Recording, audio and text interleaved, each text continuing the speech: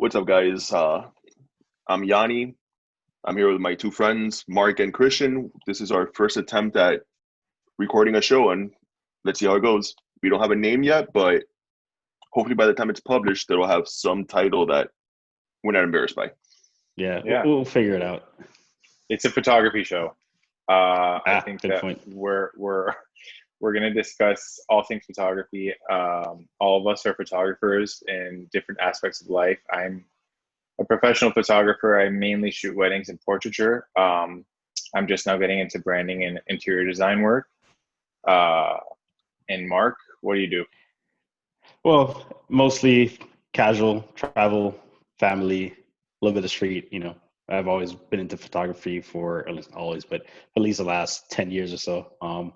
Just in different shapes and forms, but mostly travel and family stuff. And Annie, what kind of work do you shoot? I shoot now mostly street, but over the years I've done a little bit of astrophotography. I was really into car photography for a while. Family stuff, obviously. Travel, I carry pretty much a suitcase full of cameras because I'm extra like that. But right now it's almost all street photography. Okay, Yeah. Cool. Yeah, I should clarify, when I say family, I don't mean other people's family, it's my own family, just to be clear. It's not creepy, guys. Other people's families, because yeah. I'm also the only one with no children, so I don't have a family to shoot. Rub it in. Yeah. So for this episode, we're going to start off talking about a couple of things that we've been reading about. Mainly starting with the Pixi Camera, which is really interesting. I think there's a huge debate online about this right now. It's an APS-C rangefinder camera with a Leica M mount.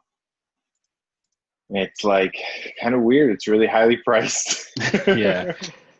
It's this one I was actually looking forward to, because again, as I guess everybody will probably learn, I'm the gearhead, so to speak. I'm always like switching up cameras and looking at different things. So I was really interested by it. Not necessarily that I was deciding to go get one, but it was just intriguing. And once it finally launched recently, at the price I saw, plus the specs and just what it is, it's just, I don't know. I mean, the reality of it is that the price point, the specs, and the fact that you have to use a smartphone. I actually just read yesterday that it actually doesn't even take SD cards. So it's either 4 or 8 gigs of memory, and that's it. Yeah, I've been seeing that around. I have to confirm it, but when you look at that and the price point, it starts to ask the question, why not just actually get a Leica, right? Why not actually get an M9 or an M240 or 262? I mean, or you're still in CL. that price. I mean, if you want to stick to APS-C. Yeah, that's a good point. Yeah. But I mean, if you want to stick to the true rangefinder, I mean, you have options now where, the price, like I said, I think the price point's the big one for me, right? I think if it was, anywhere under 2000, it would be still niche, but it would be, all right, cool. Well, you as a pro, Christian, right? Okay, I have my pro cameras, but I have this thing that I play with, and sure, I don't shoot crazy amount of pictures on it, but it's this really cool experience, and it's a small device, and it can use my existing lenses. But it definitely feels like a toy. Yeah, right. But at the price point, I think it just takes it out of the realm of reality. So in the notes, it says that it's 11 megapixel. Is that right? I saw that. Again, I was doing a little bit of research before this, and yeah, it's from what I saw, it's approximately 11 megapixels. I didn't actually see it listed on the website. Exactly. I saw something. Yeah, I saw something on Reddit saying, "Hey, it's only about this," or maybe one of these other, Are you that embarrassed by it? Because I'm looking at the specs and it doesn't list the megapixels anywhere. And it's a base ISO of 320 with APS-C. That's like grain this big everywhere. Yeah. Yeah. It just seems like the developers of the camera didn't put much thought into it, other than like the exterior design, like the aesthetic of the camera. And it is a pretty camera for sure. It's a pretty camera. I don't know if it's as pretty as a Leica, but it costs the same as a Leica. So I think it should be up to par with spec. And if they wanted to keep it like kind of like the M10D, where it's like you don't have a screen and stuff, that's also fine. I think there's people that are into that. I'm personally not, but the Leica M10D from what I've seen has done really well. The Pixi just doesn't hold up at all. Like across the board, it's kind of a fail. Yeah, I think. Go ahead, Yanni. there's a lot of, like I'm reading here, like independent LED backlit frame lines for standard prime lenses, 28, 35, 40, and 50. But this is an APS-C camera, so it's like the smallest lens you can use on a 42 millimeter. Yeah, that's a good point. Is that the widest lens? And like a 50 is a 75 millimeter now. Like, that you'll actually get frame lines for, right? That you'll actually get frame lines for as well. So yeah, actually, that's a good point. How would that work? I mean, when they say 28 millimeter, I mean, if you put a 28 millimeter full frame Leica lens on there, mount lens on it, it's effectively 40 millimeters. So are they saying that we, map that out for standard frame lines? I mean, so it would be, as you said, 42 millimeter frame lines. I would assume it has to be that. But I don't think an 18 millimeter M mount lens exists. Like, there might be one or two, but it does. Why would it does. Like, it exists, but it's not their hype. It's like not a bestseller, that's for sure. And a 27 definitely does not exist to make 40 millimeters. So these are 40 millimeter full frame lens frame lines, which will be 60 something millimeters. Yeah, that's insane.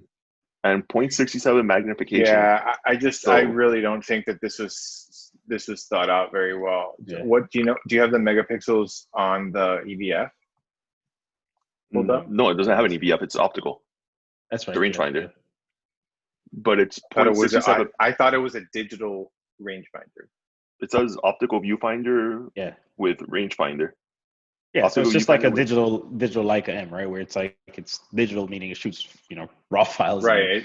Right. It's So it's just I think again, I was kind of intrigued by the camera when it was first announced because like, oh, this is cool, something that's different. If you think about the M mount clones, if you will, that kind of date back to like the film days, right? You had the Zeiss Icon, you had the Voigtlander Bestas, you have all these other film cameras that were M mount capable that, they were kind of quirky and not quite there. But I mean, if you really wanted to start out with that would be kind of cool. I was kind of hoping that's what would come out of this project, where it'd be, if you want something that's probably not with the build quality, probably not made of brass, probably doesn't have the fit and finish and, standards that would, fit the Leica price range, but you wanted to get into it or try it out, or again, have as maybe a secondary device to play around with at a better price point, I think it would be great, right? But the fact that it isn't, it's made concessions, I think, in certain places that just make it, again, a poor choice, especially. I'd much rather buy, an actual M used, get it CLA'd and, move on with my life, right? Probably spend about the same amount of money. Go ahead, Yanni. This is basically what I paid for my M262 brand new. It was $3,300 is what I paid for it, brand new from Leica. Yeah, that's crazy, man. That's crazy. Why would I buy this? If I were gonna buy a hobby camera at that price point, I would probably get the Leica CL. But as everyone will probably find out, I'm a huge Leica fanatic. That's what I shoot professionally. I have a really great relationship with the store down here in Miami, which is where we're all based. And once I went to Leica, I was shooting Canon before that, and I started shooting Leica and I haven't looked back. So I kind of can't really see myself buying anything else, which is a really biased thing to say, I guess. But maybe a Fuji or even the GR3, I think, is a better choice than this. Yeah. Yeah, I mean, my alternative pick would definitely be a used, M240, 262, and if you want to go lower, like again, an M9 versus this, because again, I think, this is a brand new camera and it has, a global shutter, which again, I don't even know if that really makes a huge difference. So the global shutter is supposed to help with the wobbliness you get because of how the shutter moves, right? I mean, the type of shooting you do with a rangefinder is typically not fast moving objects that would probably render that type of effect. I mean, that's just my thoughts on it too. So I don't know if it matters that much. So when you mean the wobbliness, you mean the wobbliness that you got from electronic shutters. So the global electronic shutter is supposed to fix that, or? Yeah, I mean, I'll be very honest with you. Like I'd heard global shutters were this big thing before, and if you think about how shutters move, they're along the focal plane, they move up and down. Mm-hmm. So you could still have in a picture, right, that effect. So the global shutter is supposed to, from what I did some quick research on, is supposed to remedy that. again, whether or not it's in pictures, I mean, you typically see it in video, right? I mean, most times when we think about shutter, like the jelliness or whatever, is electronic shutter. Hold on. Is this an electronic leaf shutter? That's a good I point. doubt it, man. That sounds like way global means like considering round. So I'm like, by the way, I'm very Cuban, so I use my hand. That's funny. I don't know, man. I think that if it's not a leaf shutter, because then that would, I don't know. It just doesn't seem like they would put a leaf shutter in something. I don't mean a real leaf shutter. I mean like it electronically operates like one. Like it, instead of going across the plane like a regular shutter does, it goes out from like the middle or in from the outside. Right. It's possibly where I could think of getting rid of the wobble. Yeah, I mean, I just did a quick look up. So just to cite the article I was reading, was actually a B&H article on rolling shutter versus global shutter. So, I mean, maybe the context was in video, but in any case, you know, from what again, let's say if it is video related, right? Even if it does video, I don't shoot video on my Leica M, right? I mean, it's just not something most people probably do. Well, I think for the M10, they stopped adding the video feature. They took it out. Yeah, the 240 pretty much nobody was trying to shoot video on their digital Leica M. The non-video Leica hipster. M262 has no video. Yeah. Yeah. Really? So I mean, if only the M240 does. I have no live view at all. Yeah. Okay. The 240 does. I think I saw a monochrome that actually still has the video button on it. So, and this is just pictures I've seen. The M monochrome, like from my generation, from the 240 generation. 240 monochrome. Yeah. Got it. So I found the resolution. They put it in the JPEG format as the resolution of the JPEG. So it's 4080 by 2732, which is 11.1 megapixels for 3,000 euros. Yeah. Yeah. Which is so like $3,800. 5,000 freedom dollars. That's crazy. Yeah, and I mean, you know, like I guess we should probably make it clear we're not just here to bash the camera. Like I personally had high hopes for it. I was hoping it would have been, even if it wouldn't be something. Yeah, I saw it. Something I'd buy, just something that's like, oh, this is really cool. This is like another option, something to add competition. Because you know, even when I first got into Leicas, I remember Yaniel and I were talking. He's like, yeah, if you want a digital rangefinder, an actual true rangefinder, your only option right now is a Leica. They're, as far as I know, there are no other digital rangefinders. Or the Epson RD1. Modern digital rangefinders, right? There's none that are in the last, 10 years or something. Go ahead. High hopes. Sorry to interrupt. I had high hopes for it as well, and it's kind of like it's been a little bit difficult to I guess convince other photographers that buying Leica is the way to go, because it's pricey and not everyone can afford it, or not everyone thinks that it's necessary to spend that much on a camera. And I totally get that. I fully understand. But it would have been nice to have an introductory digital rangefinder. I mean, Leica now does have the ME, right? It's the ME that's maybe around 4,000 US dollars. Based on the 240, type 240 basically. But I know that it's hard to come by, really difficult to come by. I don't think they made too many of them, and it's still a Leica. So it's having another option in another brand would have been nice as an introductory digital rangefinder camera. To maybe at least convince people to start buying Leica glass, and then once they did that, finally make the move to being full Leica M photographers, or even using I know a ton of people use the Leica SL with M glass. They love that. I'm not a big fan of it, just because I don't know, I'm pretty slow to focus with that setup, but I know a lot of people love it and swear by it. So the whole using the M glass on a different camera, or using this to then transition, but why would I buy this instead of buying, I'm going to say it, an A7? Well, get an A7, put M glass on it, and then eventually transit. Yeah, but it's look, I really wanted to like this thing. It's actually I'm looking at the pictures right now. I'm like, I kind of want to hold one. It looks really nice. As we've Yeah. discussed many times, Christian loves Leica because he thinks Leica's the best. I love Leica because Leicas are pretty. As a camera, I'm like, this is really expensive for not a great camera, but they're so pretty. I love them. And I'm looking at this and like, this thing is really cool. I kind of want one. It reminds me of like a Contax T2 or something like that. Yeah, that's kind of what I thought about too. I kind of want to have one, but for me, I just thought it'd be. For me, I thought it would just be something really modern and cool with, because again, if you think about like Leicas in general, meaning the M's, right?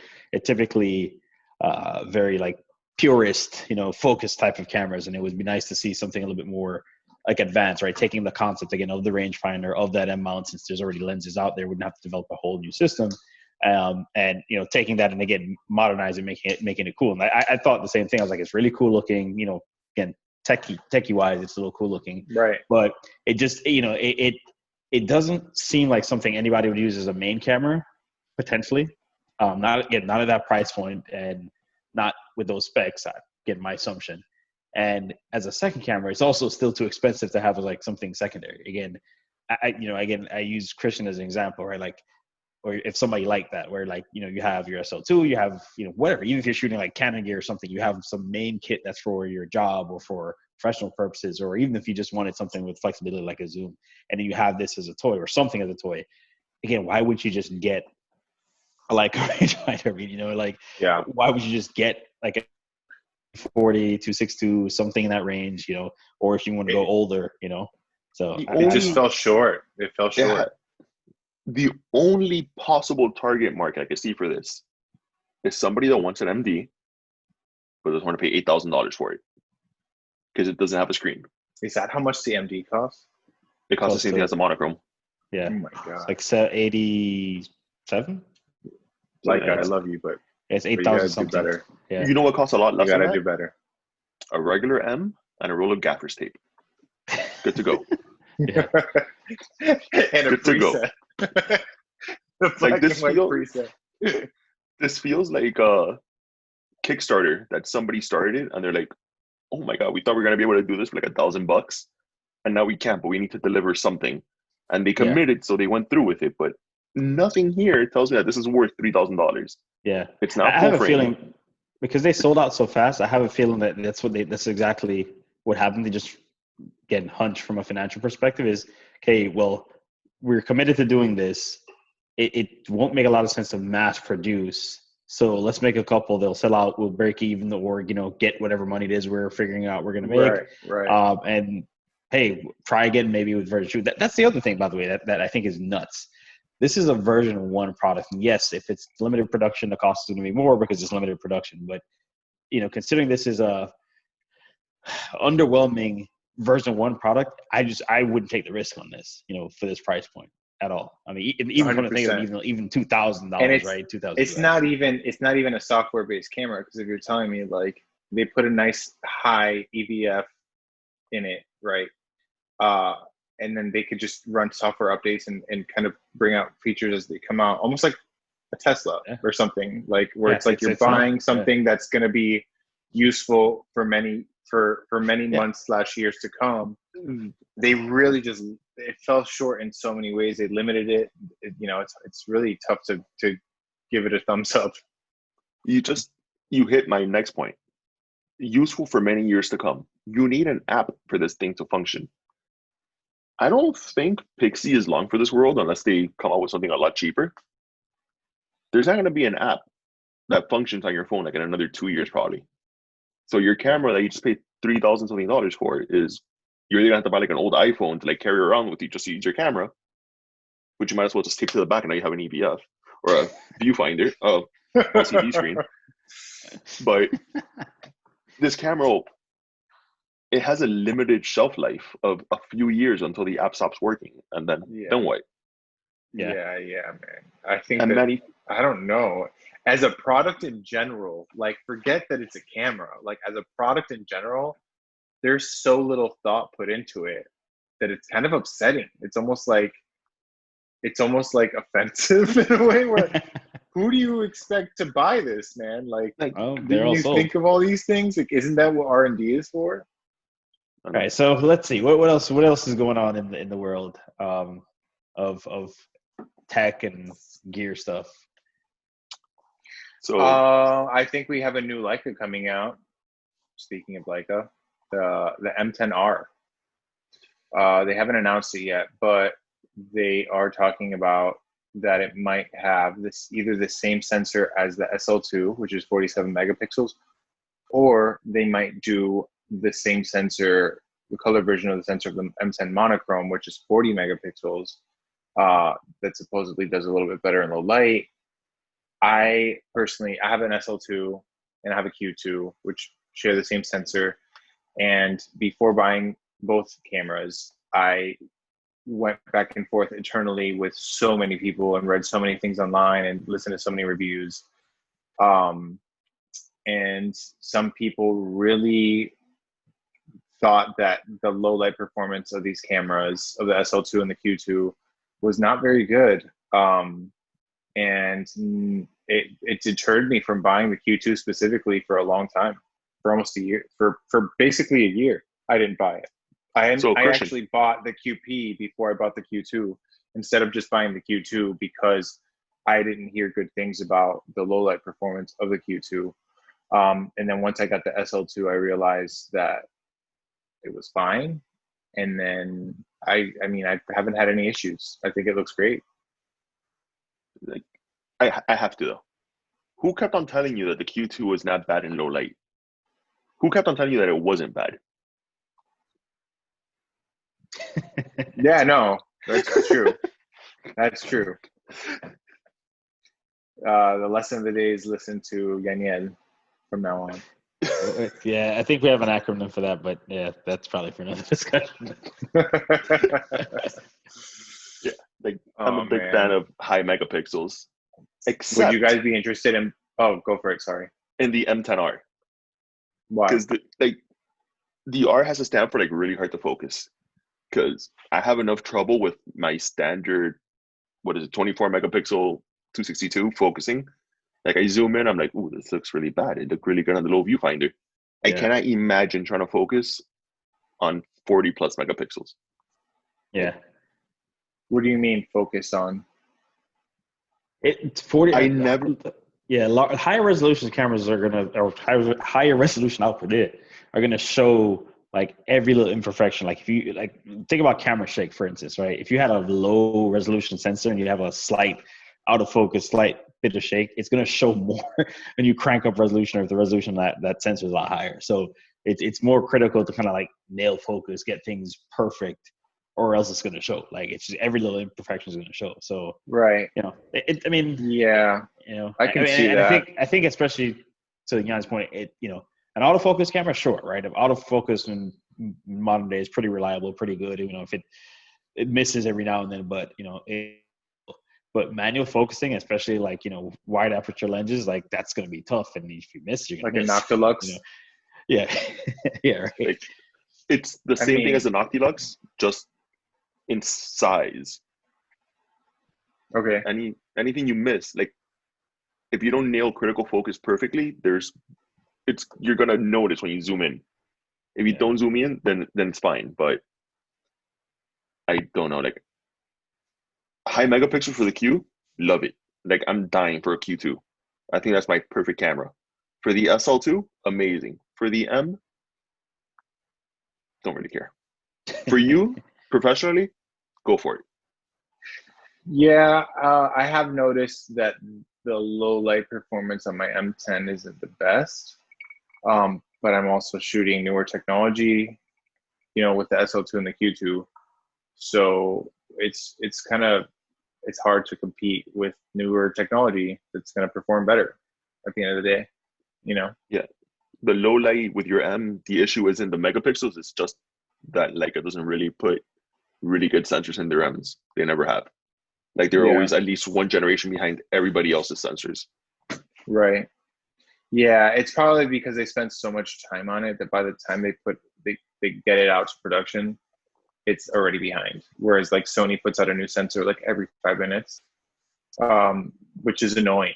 I found that I was for a very short period, I think for 4 or 5 months in 2018, I was shooting Sony, and I had just bought the Sony A7R III, and like I think like the following week it was already like they were announcing the A7R4, and I was like, dude, like every time you buy a camera, it's like kaput within 5 minutes, and that's kind of annoying, dude. Like at least with Leica, they take their time, they do things right, and then you don't get another iteration of a camera for like, you know, at least another like big step up for another 3, 4, 5 years.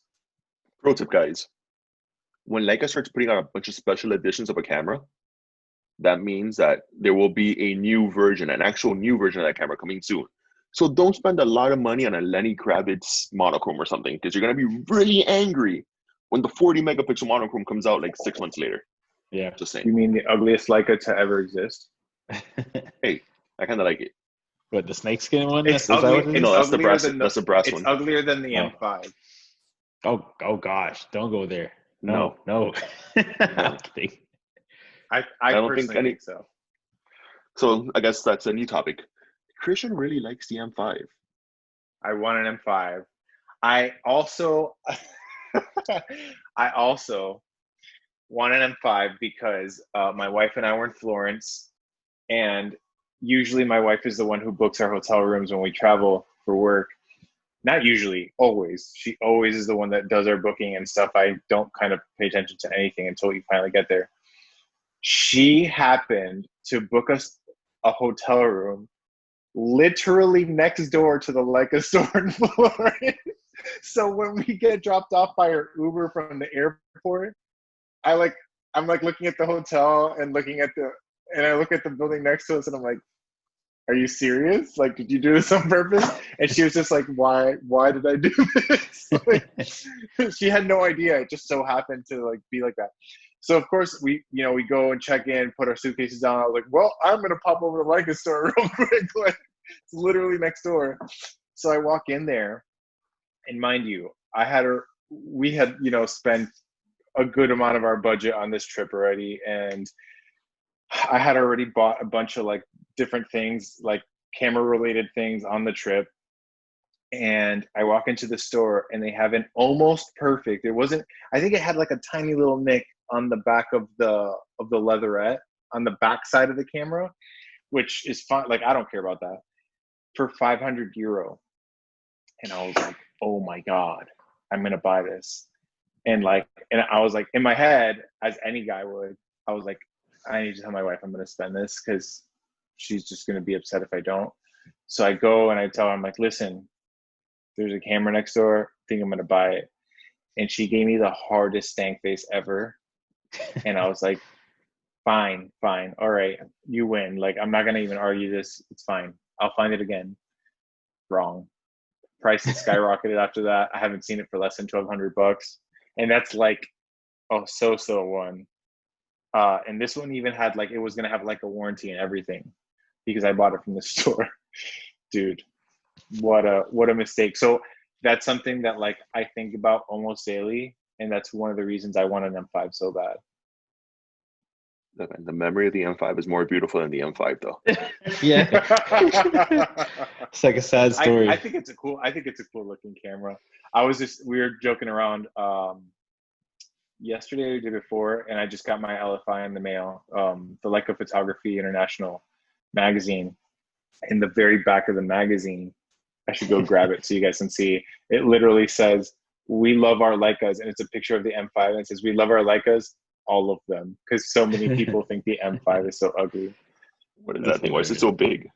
I like that it's big. I have like humongous hands, so even my M10 if I don't have like my leather case on it and the thumbs up and stuff, it feels too small for my hands. Wow. I think you're just sad that you told me you're M6. That's true. That's also true. So M6 is actually an interesting topic as well, because I was on a call for work, and I don't know why cameras came up, whatever. Somebody else brought it up in. One of my coworkers was like, yeah, my husband buys, all this stuff at B&H, and, I think he had a Leica or whatever. And so we just started talking about that and went on a tangent. And so I got my M6 last year in good shape on eBay. Still works fine or whatever. It looks like somebody barely use it for about $1,600. And at that point in time, it wasn't a cheap price. It was like, all right, yeah, kind of going price, like, if there were an MSRP for a user average price, that's what it would be. And I don't think right now, just about a year later, I can find any M6s that are in similar shape for under $2,000. Not even counting, forget Leica store and, places that are going to obviously put a markup on it. I went back on eBay just before this call, to take a quick peek at it. And it's like, yeah, everything that was similar that didn't look like it was beat up or didn't need work or anything was like $2,000 and up. So, and I actually took a look at YouTube, and maybe it's just because of what obviously I've been looking at, but everybody's making Leica M6 videos now. It's like a cult camera thing where like everybody's doing it. We were joking about Matt Day before we started recording, and that, Matt Day is probably like single-handedly up the price of M6s because of his videos as well. So it's like just so happened to be like 3 months after I sold mine to Yanni for less than 2,000.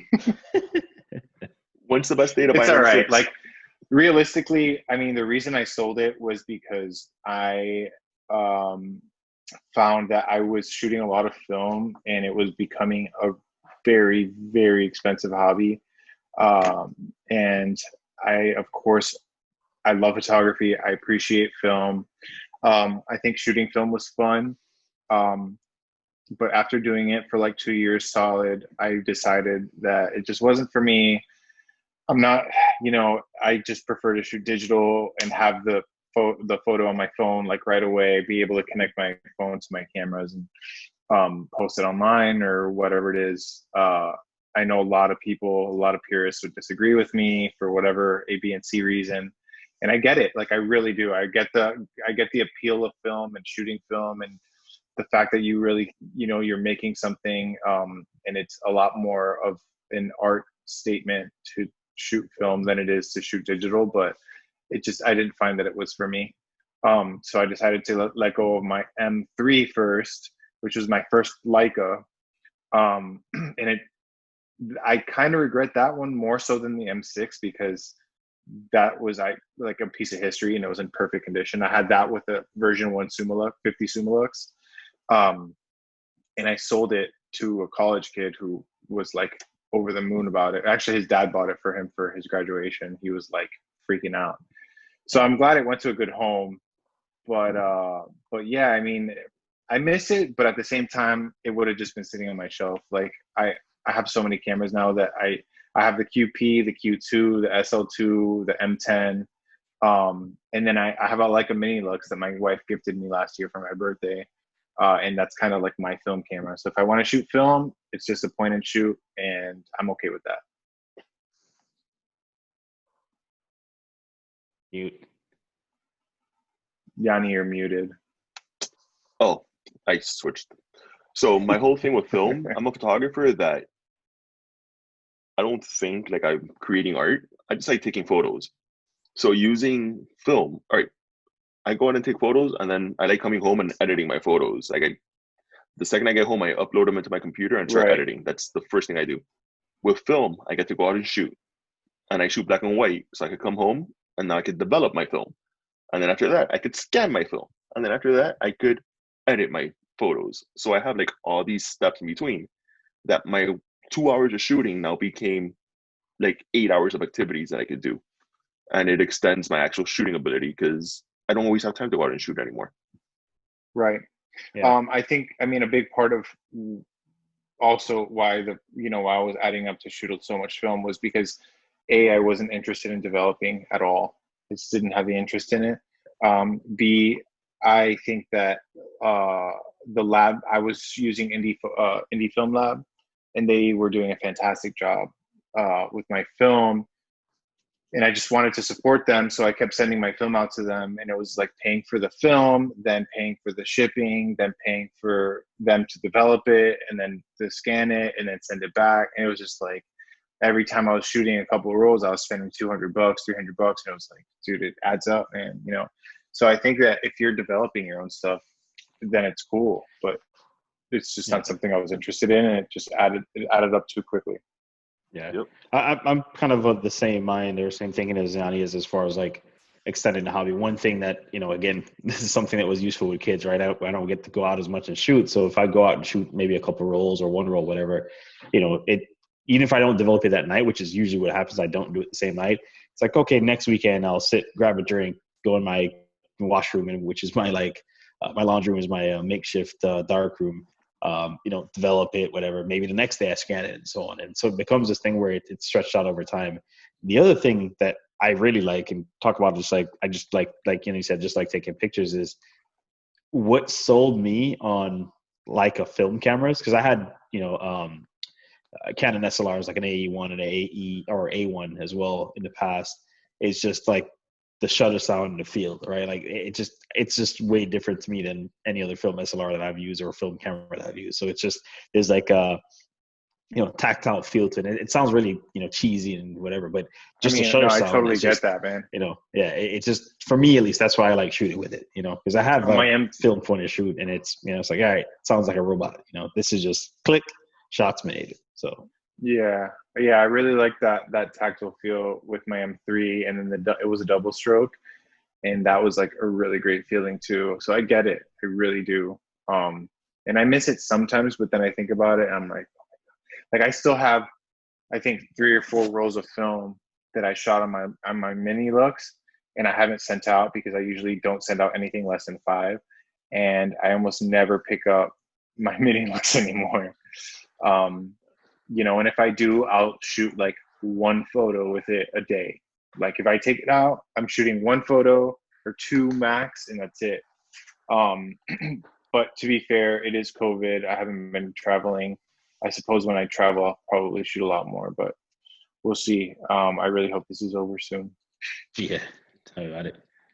These are my wife's 4 rolls from our Grand Circle, Grand Canyon National Park strip that I haven't sent out because I had 1 roll of portrait on the M6 that I was shooting, which took me 7 months to shoot.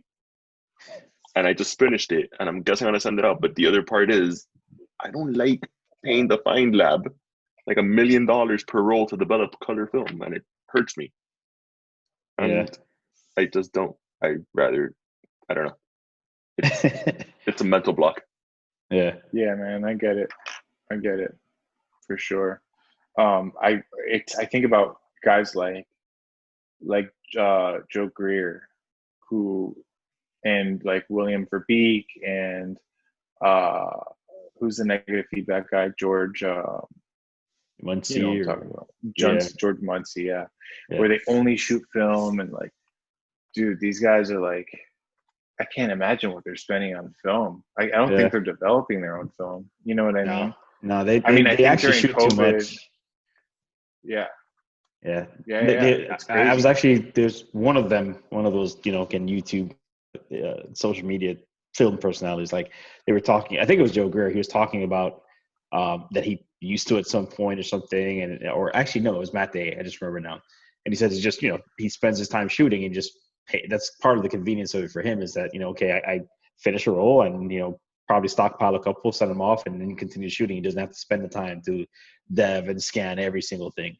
I think for me personally, I don't shoot that much film. So I've actually only racked this up here because I thought my chemicals were expired and they've been sitting, and some of this is black and white. So it's the reason I have so many, sitting here, because I like a night like dude, tonight. You should come by. I'll give you my chemicals, man. I should have brought them for you the other day. Sure, I have some chemicals that I'm literally never going to use, for sure. Awesome.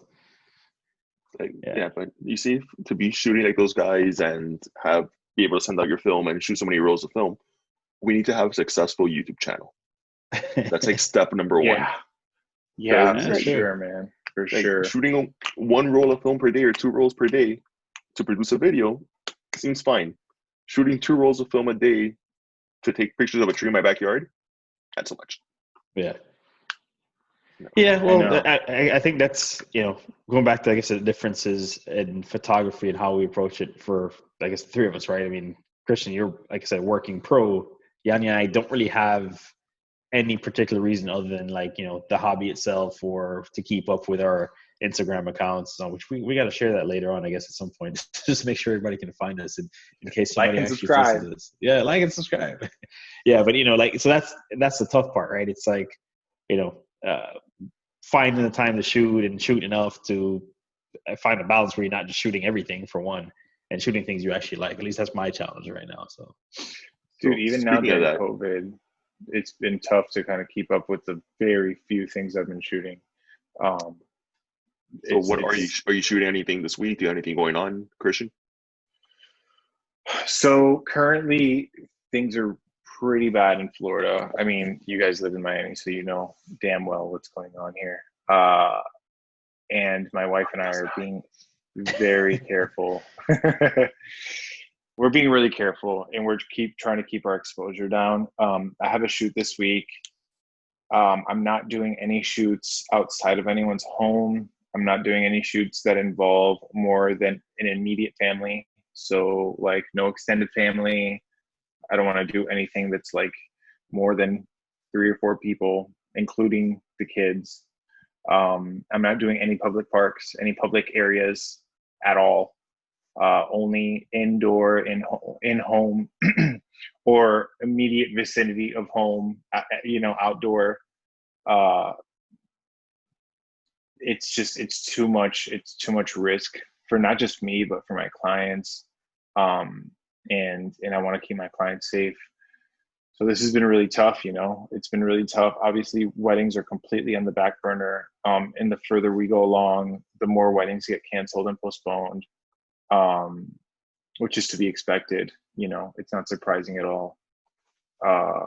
And most of our work now is just coming from pretty much the back and forth correspondence of postponing weddings, believe it or not. Like that's a majority of our work is postponing weddings. It sucks. It's horrible. And we have so many brides that are like devastated. So many brides that have just canceled outright. And they're like, you know what? Like, fuck it. I'm not going to get married anymore. I'm not going to have a wedding anymore. Not get married, but not have a wedding. They'll just do like a courthouse thing, just them two, and that's it. And since I'm trying to keep my exposure down, it's just like, there's not much I can do, I'm definitely keeping things to a minimum. I'm not doing more than 2 shoots a week. I think this week I have tomorrow, one Friday, and I just booked one for this Saturday today. But normally I would already be maxed out at 2 for the week. It's tough, man. It's tough. It's a tough game right now for photography. A lot of people are scared to go out and do street photography. I think the safest type of photography right now is probably landscape, I imagine, because you don't really have to, you're out in nature. You don't have to like count on anyone. You could just go out by yourself and shoot landscape or architecture, maybe even. Actually, architecture probably is a great time right now because there's no one on the street and makes it really easy. That's a good point. But man, in terms of weddings and portraiture, it's been a hard couple of months, man. Have you had anybody that is like still going through their wedding, like try to get you to shoot their wedding, or like, I still want my portraits right now, I don't care about COVID, and you don't want to, anything like that happen? Not really. Don't name any names. No. No, not really. We just had a wedding canceled outright that the bride was kind of gung-ho, like, I don't care what's happening. I'm not having a COVID wedding. I don't want any masks at my wedding. And it's still going to happen. It was supposed to be at the beginning of next month. And it was booked before, way before COVID was ever a thing. B, it was probably the wedding, or one of the weddings I was looking most forward to. It was just going to be in like in a crazy amazing place. And we got to know the couple. They were super sweet and super fun. And like, all of our couples, we almost end up becoming friends with because they're super cool. So it's like, imagine we get paid to travel and like hang out with friends pretty much. It's awesome. And get to do what I love, which is photography. So she was gung-ho about it, and she was like, no matter what, it's going to happen. It's happening. And literally like 3 days ago, she called us like, pretty much devastated. Like, we can't do it. Like, no one's gonna come.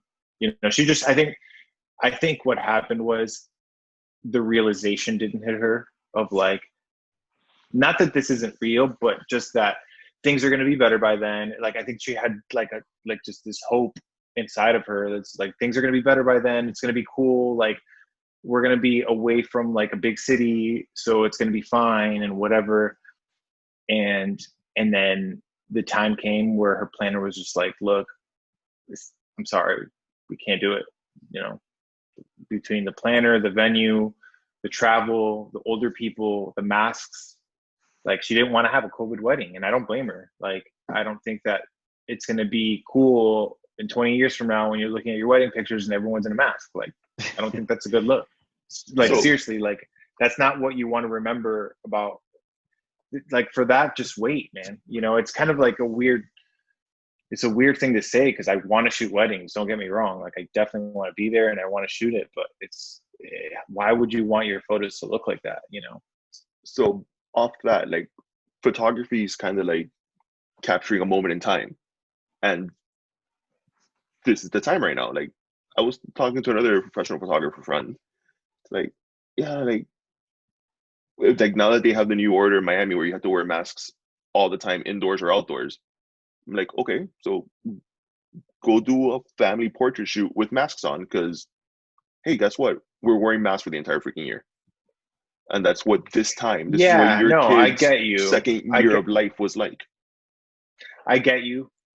I am totally about like documentarian, like like shooting the moment as it is, and that's it. But I don't think that Not a wedding. A wedding specifically, right?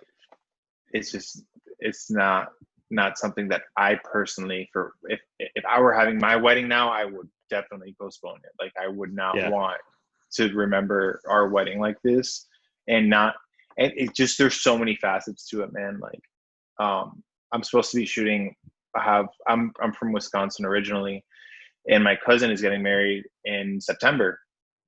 My cousin has a special needs kid who is, if you know, he can't get sick. He's super high risk, and essentially, her doctor told her, like, look, you can't have a wedding. You can't. Not her doctor, her kid's doctor. Right. So she called me today, like, literally has been crying all day. She's like, I'm gonna lose the deposit on my venue. Like, you know, they gave me some options, but it's like, why would you want to have a wedding where everyone can't even speak to each other because everyone's got to be spread apart? No one can come say hi to the bride and groom because you can't get close to them.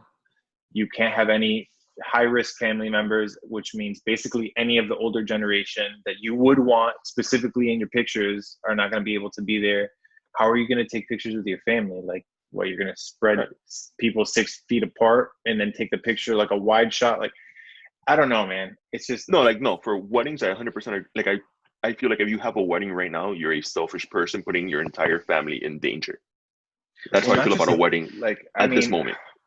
It's hard to, it's really difficult to say that people are selfish about it, because I think it's more complicated than that. It's like a lot of money has been spent, and then a lot of like wedding vendors aren't being very fair about a lot of things. Mm-hmm. So they're like, look, this was your wedding day, and if you don't do it this day, you lose all your money, you know? And then it's like the weddings that I do are like really high production, so they're really expensive weddings. You're talking about like tens of thousands, sometimes hundreds of thousands of dollars that could be at stake. Right.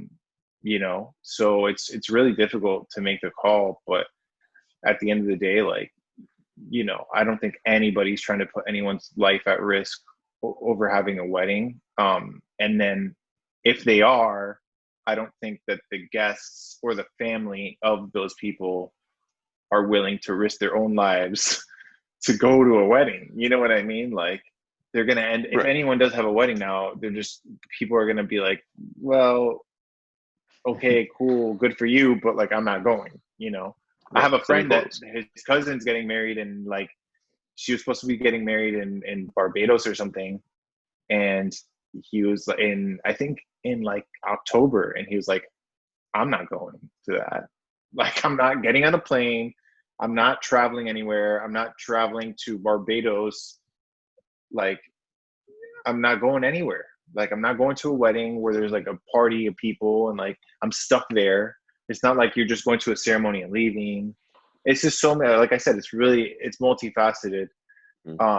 And so many things to think about. And it's been really difficult, not just for us, but for our brides, for our couples and their families. And like, you know, man, like we were really supposed to be really busy this year. We had over 30 weddings booked. So many trips booked, like trips and like work trips. We were supposed to go to Japan. That didn't happen. Like, it's been a tough year because of all this. Right. Like I remember you were telling me before all this started how many your different weddings that you're going to travel for and everything. You were super excited about all of those, and Yeah, dude, it was gonna be a big year. everything's gone to crap. Yeah. But my question in particular was not about weddings, because I know that's ridiculous. But I meant like the photos we did with my family. Like if we were to do them now, like granted the photos would kind of suck because we have masks on, but in 20 years when he really doesn't even give a crap, but hey, bro, look at this. You were alive during like a pandemic and we all had to wear masks. And like I think that's it'll be a cool memory. Not cool, obviously, but an interesting memory looking back on it 20 years in the future. Well, I mean, if I'm interacting with clients, I'm wearing a mask, period. Like, it's really uncomfortable. It's hard to shoot. My EVF gets all fogged up. Like, I have to shoot with the LCD screen, which I don't really enjoy doing. I like to like look in the viewfinder when I shoot, but it is what it is. Like, as you know, as a service professional, I have to wear a mask, and I'm not putting my clients at risk. So I leave the mask thing up to the client. I've had some clients that like will wear a mask at least for some of the photos, you know, just to kind of like remember this, but that's totally up to them. True. Yeah. Man. I'm not shooting anything, like I said, besides the kids these days, because I'm not leaving and trying to risk that. So, which sucks because I don't get to go out that much as it is. And a lot of times I used to actually do shootings when I travel for work. I go to Seattle for work every now and then, probably like at least once a quarter, plus some other places. It'd be nice to kind of get away from like the family and like go somewhere different and get a chance to like walk around like after or before work. And that's gone because I'm not traveling anywhere, at least not anytime soon as well. So for now, it's just try to document the family and the kids and what's going on here, and other than that, that's like, important I'm though, man. That's important. Yeah. I mean, they're growing fast. It was my son's third birthday a couple weeks ago or last weekend, something like that. The 4th of July. So I'll break out the camera for that, and every now and then when they go in the back, we just got new grass in the back, so they've been outside in the back playing a lot. So I've been getting photos of them doing that rather than just being in the house as well. So, but yeah, I mean, that's about it for the foreseeable future. I mean, I was hoping that things would have gotten a little bit better and been able to at least probably go out, to the usual spots and wear a mask and go up and down. But I'm personally just not risking it. It's just not worth it to me. It's a difficult call. I definitely miss street shooting a lot. Street shooting is something I do for myself. I don't do street photography professionally. But it's essentially non-existent right now. In the way that Miami as a city is set up, there's not really any way to do it. I went out to Little Havana for the first time since this all started 2 weeks ago. Mask on the entire time. I was out for about 40, 50 minutes. Nowhere near the level of people that were there before. It was like the locals and maybe 5 or 6 tourists that I saw. Not everybody had a mask on. Most people did. You're able to stay away from it. I didn't get close to anybody the entire time I was there. And it wasn't terrible. I won't do it as consistently as I was doing it before. I probably will do it again this weekend one time. I just go out and not. I used to be out there for like 3 hours a day. I'm not gonna be out there for 3 hours. I used to be out there 3 or 4 times a week. I'm not gonna do that either. It's way too risky. But once every couple of weeks for 30, 40 minutes, walk around, mask on, and stay away from everybody. Like, don't get. If you want your photos to be better, get closer. Nah, we can stay far away and get some. And we could crop later. I got 24 Dude, megapixels. that's why you need the M10-R, man. So you can crop. No, that's why I need the Q2. But yeah. I actually the extent. I actually had a project, if you will, in mind for doing some shooting at Hollywood Beach, just because it's, again, interesting, has a bit of character to it, at least here in Broward County. But I don't know. I've seen pictures and video of people there, and I'm like, it looks a little bit more packed than I really expected. So, right, and it's a beach, that the place where I go is kind of like a broad walk thing. So, you probably, I guess if it's lower capacity and lower amount of people there, you could actually avoid people. But it's just, again, I don't know. I don't see it something I really want to risk at the moment. At least for that specific place. So. Right. Yeah, it's strange times, man. Strange times. Hopefully this gets better soon. People wear their masks, and we can get back to traveling. And I think that's the part I miss the most, is traveling and being able to make photos while traveling. And nothing, man. Just get back to work, get back to seeing my clients without a mask on would be amazing. Something I definitely miss. And nothing. I'm glad we're doing this though. This is fun. Yeah. It's something photography related. Yeah. It's not developing film either. Absolutely. Exactly. So next time maybe we can talk about some photo books, some other cameras, not only Leica. Because Fuji's matter. I like my Fujis. Fuji's matter. Fujis are important. Fuji's matter. Yeah, Fuji's matter for sure. Yeah. So, all right, guys. Thanks for doing this. And before we do this, like, Christian, like, you're a professional photographer. Where can people find you? What do you do?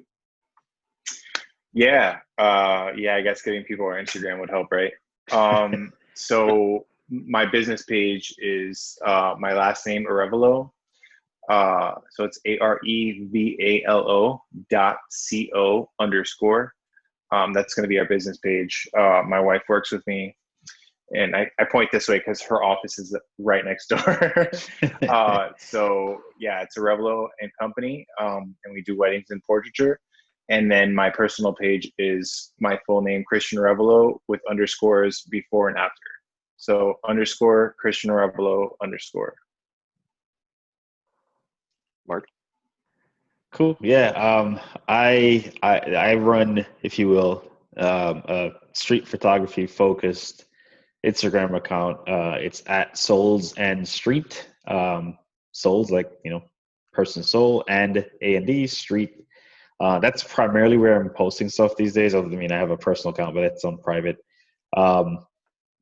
I've been trying to introduce things that are not particularly street, just because, again, I'm not shooting a lot of street stuff. So I'm thinking about probably, reworking that, or I don't know if you want to call it rebranding it, or just changing the theme up, just to keep it a little bit, make it a little bit more open format, if you will, right? Just because it's, again, it's hard to do street only, but I'm still kind of toying with that idea. But I just don't post as often as before because of, not being able to go out. But that's my primary place of posting these days. Cool. And I guess I also run an Instagram page, People of Little Havana. It's street photography on Calle Ocho in Miami. So it's like 4 blocks that I just post photos from. It used to be every day, and then it moved on to 3 days a week. Now it's sporadically because I'm just sad about life in COVID land. So I'm trying to get back into it. I've made a few posts in the last couple of weeks, and I post a lot of my stories, but it's mostly COVID rants, baby pictures, and political posts. So if you want to see that, feel free to follow. If you don't, I recommend you stay away until COVID ends. Cool. Thanks, guys. We'll do this again soon. Definitely. Yeah. It was fun. Cool. Take care, guys. Bye. All right, guys. Later. Later. All right. Or if you want, okay, go. I'm doing this totally wrong. Leave that part in. Leave that part in. That will show everything. Oh my gosh.